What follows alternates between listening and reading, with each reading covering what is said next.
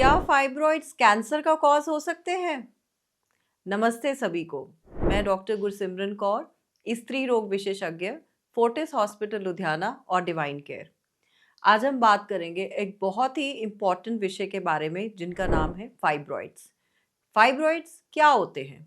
Fibroid, जिसको हम common Hindi भाषा में रसौली बोलते हैं, ये गर्भाशय के अंदर बेनाइन ट्यूमर सा बन जाता है।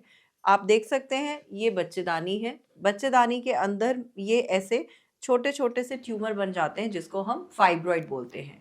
100 में से 30% महिलाओं को ये फाइब्रॉइड्स कॉमनली होते हैं।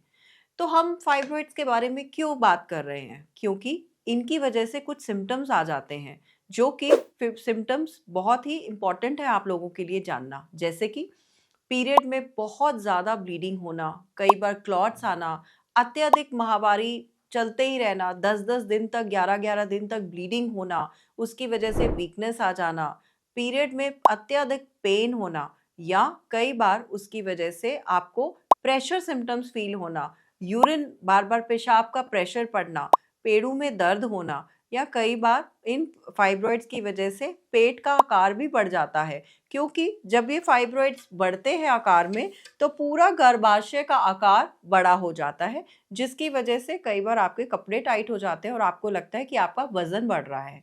और किसी किसी महिलाओं में जो कि बेबी प्लान कर रही हैं, कंसीविंग में भी दिक्कत होती है।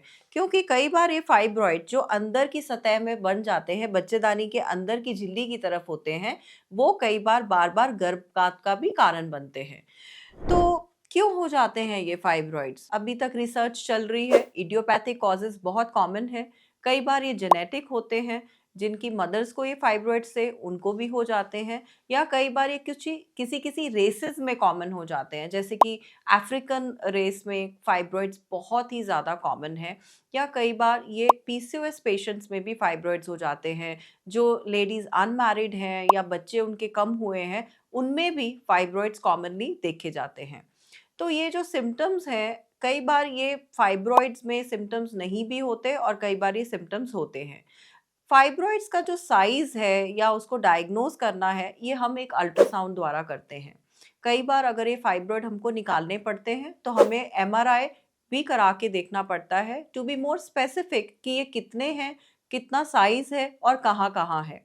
यूजुअली अगर फाइब्रॉइड का साइज़ 5 या 6 सेंटीमीटर से ज़्यादा का होता है तो कई बार हमको उसको ट्रीटमेंट करना पड़ता है।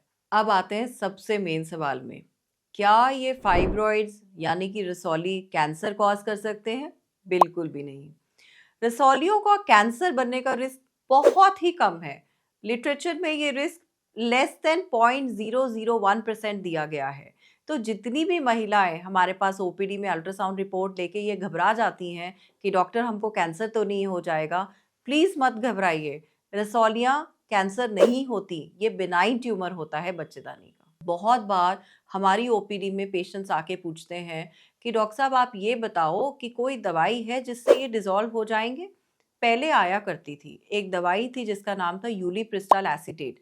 ये प्रोजेस्टेरॉन रिसेप्टर एंटागनिस्ट थी जो कि फाइब्रॉइड्स को डिसॉल्व करने में मदद करती थी। लेकिन अब ये बहुत सारी कंट्रीज में बैन है और इंडिया में भी बैन है, क्योंकि इस दवाई से बहुत सारी महिलाओं को लिवर में प्रॉब्लम आ गया, लिवर फेलियर हो गया, तो उसकी वजह से ये ड्रग विड्रॉ करा ली गई है। तो कुल मिला के अभी ऐसी तो कोई दवाई नहीं है जिससे फाइब्रॉइड डिसॉल्व हो, लेकिन अदर ट्रीटमेंट्स हैं जैसे कि surgery, uterine artery embolisation. Surgery में बात करते हैं आजकल कि ये फाइब्रॉइड्स को हम कैसे ट्रीट करते हैं। दो तरह की सर्जरीज होती है।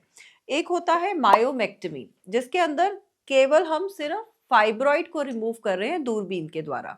तो इस सर्जरी में हम पेट में दूरबीन डालते हैं और दूरबीन द्वारा हम गर्भाशय को कट करते हैं। कट करने के बाद फाइब्रॉइड निकाल देते हैं और इसको दोबारा दूरबीन से टांग के गर्भाशय को लगा देते हैं।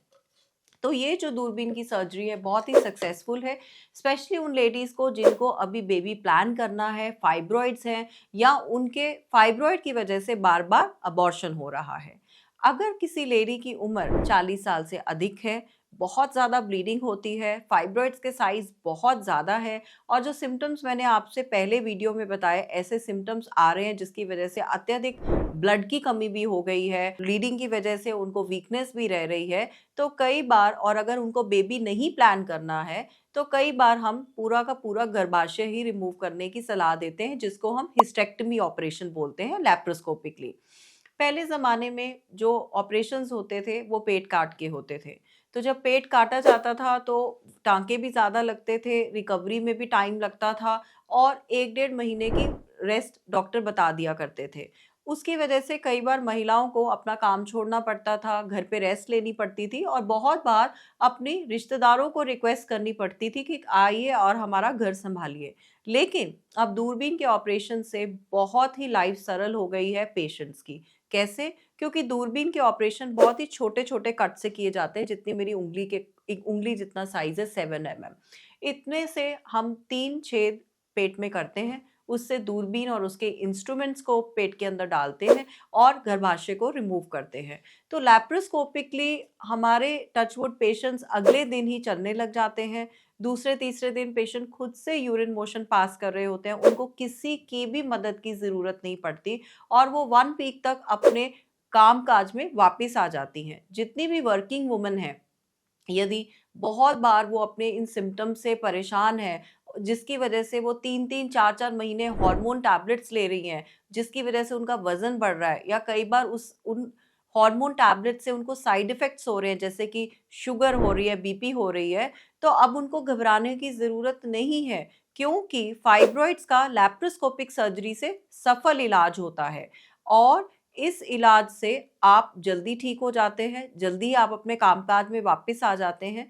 तो ऐसा कुछ भी नहीं है कि अगर आप सर्जरी से डर रहे हैं और ये फाइब्रॉइड्स की समस्या को बढ़ा रहे हैं, तो मैं आपसे यही गुज़ारिश करूँगी कि आप इस वीडियो के दौरान अपने आप को ये कॉन्फिडेंस दिलाइए कि लैप्रोस्कोपिकली अब ये इलाज काफ़ी सरल और सुखद हो गया है मरीज़ों के लिए।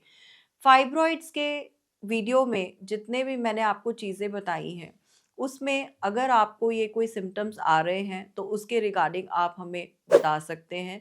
कोई भी आपके मन में सवाल, क्वेश्चंस हों, तो आप हमारे कमेंट बॉक्स में बता सकते हैं।